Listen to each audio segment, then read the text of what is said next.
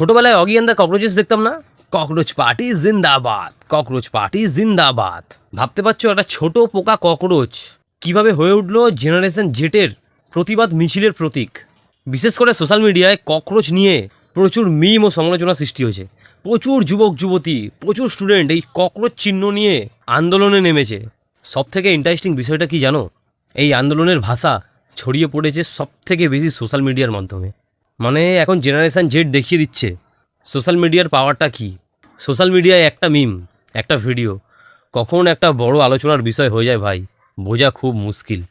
কিন্তু হ্যাঁ, যাই বলো, ইস্তফা দিয়েই ছাড়লো ককরোচ জনতা পার্টি। কিন্তু মাঝে মাঝে ভাবছি এই ককরোচ মিছিল সত্যি কি একটা নতুন পরিবর্তনের সূচনা, নাকি সোশ্যাল মিডিয়ার একটা মিম এত দূরই পর্যন্ত সীমাবদ্ধ থাকবে? তোমাদের কি মনে হয় কমেন্টে জানিও। তবে হ্যাঁ ভাই, সিপিএম দয়া করে জোট বেঁধো না, তোমাদের জোট বাঁধা স্বভাবটা একটু চেঞ্জ করো।